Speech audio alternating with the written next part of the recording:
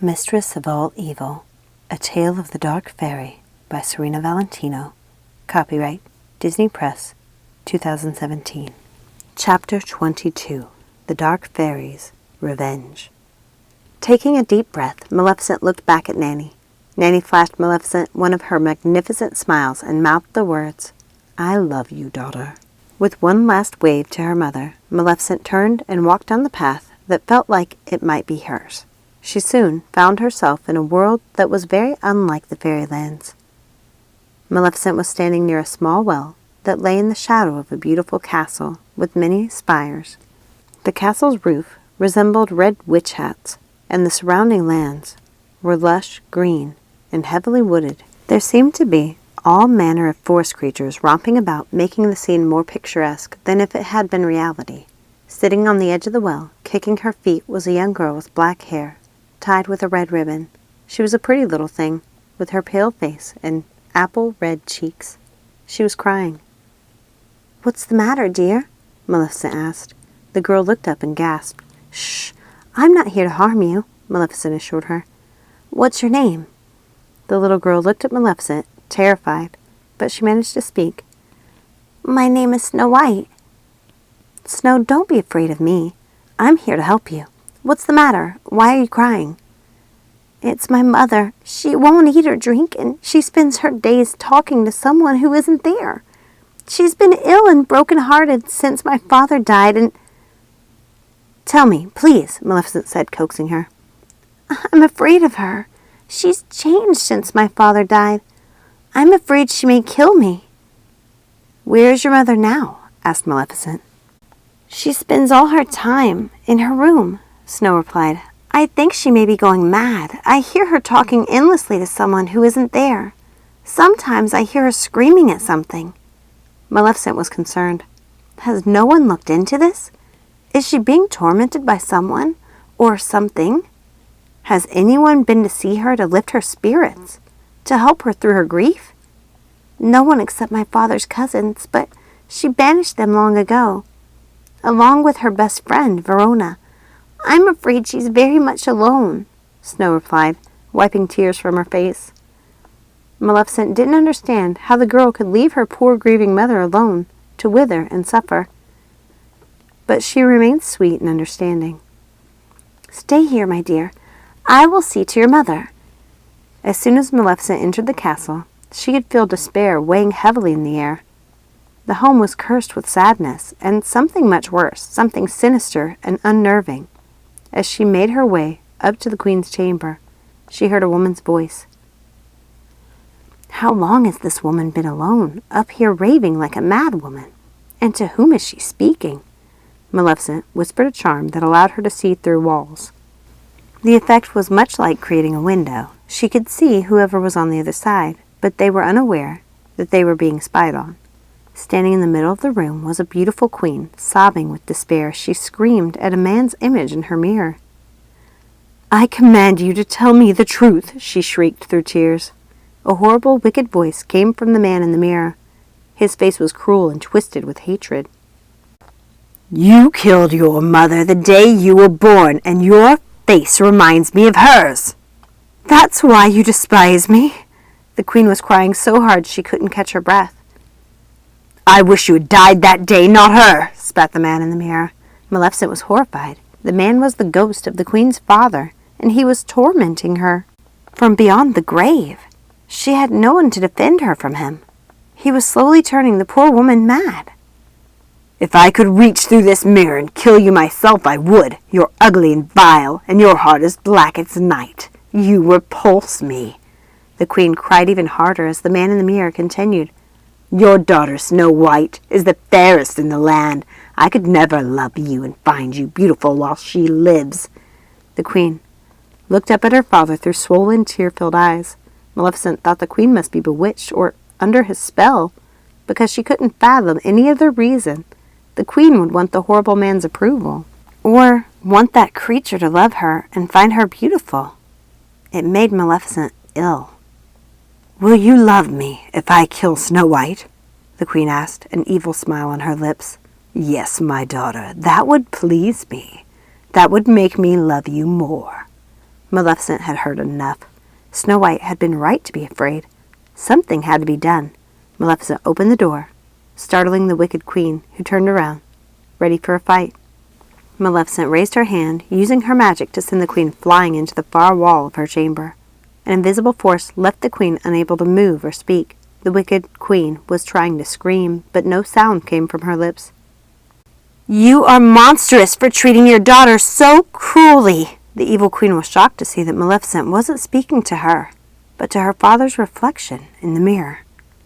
"I condemn you to Hades, where vile and wicked things belong. I banish you from this mirror and from this house, never to revisit it again," Maleficent cried.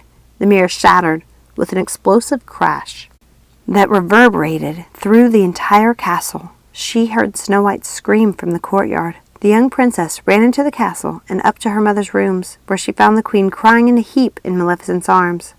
Before Maleficent could tell Snow White that she and her mother were safe, everything around her melted away. It was the strangest sensation seeing the queen's castle slowly disappear and the courtyard and the fairylands appear.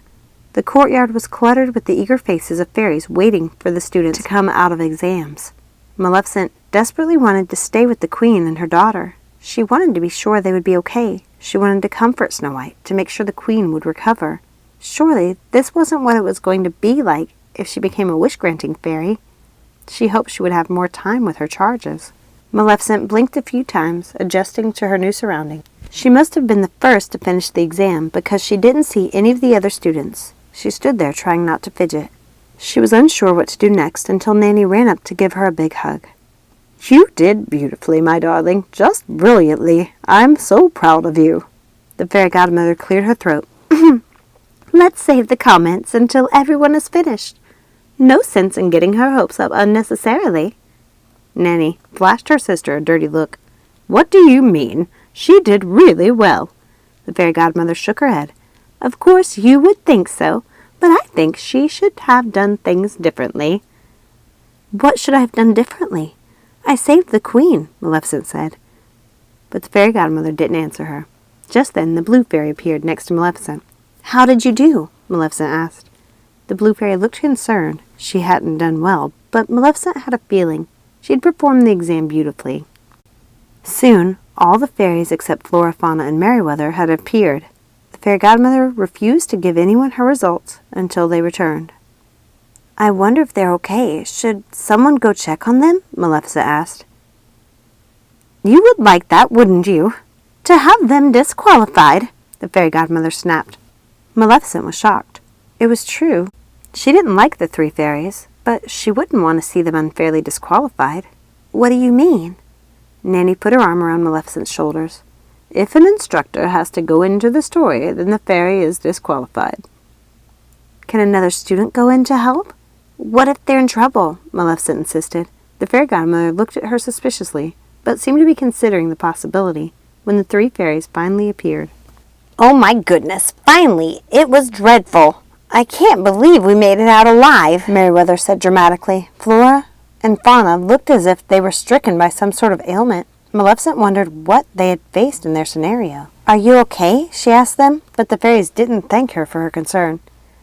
"It's your fault! You attacked us!" Merryweather snapped. Maleficent was shocked. "I don't understand. What are you talking about?"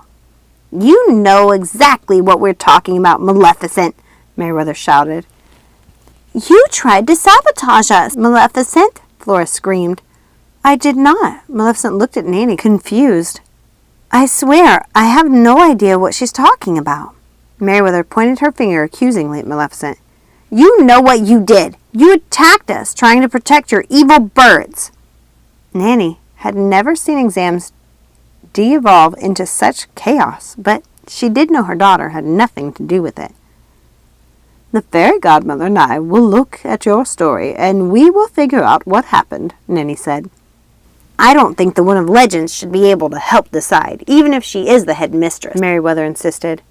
"She's Maleficent's adoptive mother. She can't be objective." Nanny looked at Merryweather, wondering where they had gone wrong with that one. How had she let those three fairies become so petty?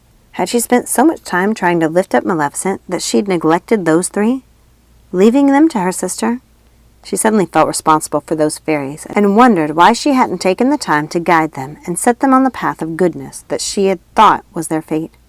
She searched within herself and through time to see how the three would end up. In spite of their pettiness, she saw goodness, kindness, and pure hearts. There would be squabbling and perhaps a bit of bullying on Merryweather's part, but she saw her pushing the other two because they needed guidance. She saw there was a child they would care for deeply, a child who would need their protection. She sighed with relief, knowing she hadn't failed them entirely. However, that didn't change who they were today. 3 petty girls hurling insults at her and her daughter. Girls, please, I won't be deciding who passes or fails, but I imagine you'd be very pleased if I did. I see an important task for you in the future, a task you will not be able to accomplish without wish-granting status, Nanny said. The 3 fairies looked at each other in disbelief. And I promise we will look into this matter of Maleficent attacking you, Nanny finished. The fairy godmother cleared her throat. She didn't like her sister taking things over. I suggest everyone go back home and have some tea. We will interview the charges and decide who will be granted status. We will make the announcement later today. I know you are all eager for the results. We promise to make our decision as soon as we can. Maleficent looked at her mother with worried eyes. Her skin turned a pale shade of purple. My darling, don't fret. Go home. The odd sisters are there waiting for you, Nanny told her. Maleficent kissed her mother on the cheek and did as she was asked. She followed all the other students, filing out of the courtyard to go home and wait for the exam results. Thank you so much for listening. Remember, like and subscribe, and don't forget to ring that notification bell to keep up to date on all the new magic. Have a magical day.